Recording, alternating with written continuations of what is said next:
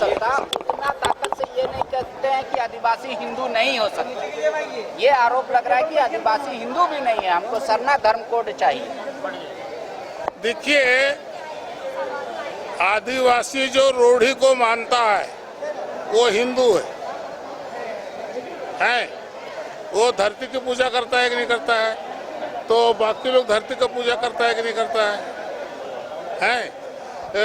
प्रकृति का पूजा वो लोग भी करता है, सरना का पूजा वो लोग भी करता है, मंदिर भी वो लोग जाता है, हम लोग कम जाते हैं, लेकिन है तो उसी स्वरूप के हैं।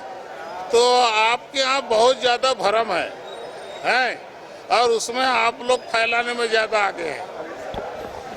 तो आप जब ये बात कहते हैं कि डिलिस्टिंग होना चाहिए, हाँ। जो नहीं हो रहा है उसका क्या असर पड़ रहा है समाज में, आप क्या देख रहे हैं? पूरे देश का बताइएगा इसको। हम समझे नहीं। डिलिस्टिंग अभी नहीं हो रहा है तो इसका असर क्या पड़ रहा है समाज पर, आदिवासी समाज पर? वो आदिवासी तो शुरुआत कर दिया ना, लाखों लोग आए यहाँ हैं। नहीं तो डिलिस्टिंग नहीं चाहता तो इतने लाखों लोग आते क्या यहाँ हैं? डिलिस्टिंग तो होना ही है और रांची हिल गया देश हिलेगा। लेकिन आप तो मंत्री रहे हैं, कह रहे हैं कि ये सामाजिक मुद्दा नहीं है, ये सिर्फ पॉलिटिकल मुद्दा है जो आरएसएस और बीजेपी मिलकर बना रही है पूरे देश में। पूरे देश के अंदर ये आरएसएस और बीजेपी बिना बोले उनका पेट भरता ही नहीं है।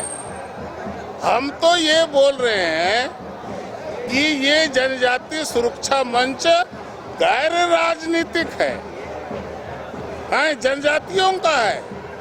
कार्तिक उरांव का जो सपना था उसको पूरा करने के लिए हम लोग काम कर रहे हैं।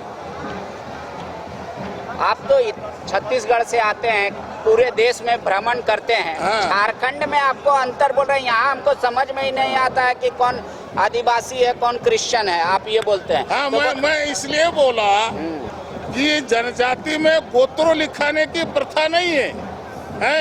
ये मिशनरी लोग वो सतुआ जैसा सानने के लिए वो नाम के बाद गोत्र लिखवा दे रहा है।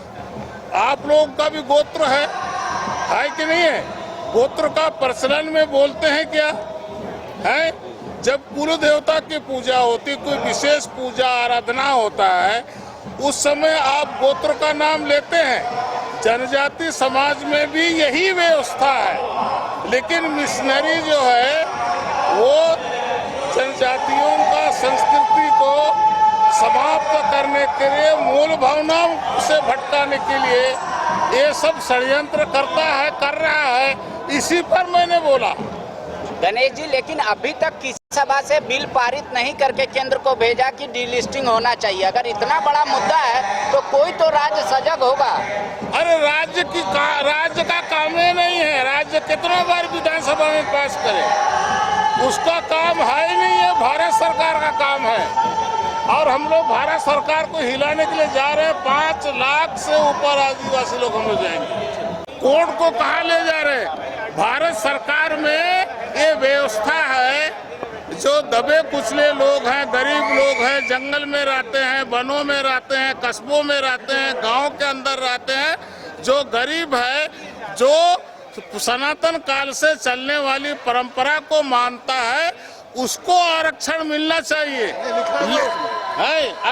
ठीक बोल रहा हूँ ना? आरक्षण मिलना चाहिए, लेकिन वो आरक्षण को जो धर्मांतरित लोग हैं, जो ईसाई या मुस्लिम के यहाँ हमारी बेटी चली गई है, उन लोगों इसका लाभ ले रहा है। आप इससे सहमत हैं क्या? लेने देंगे?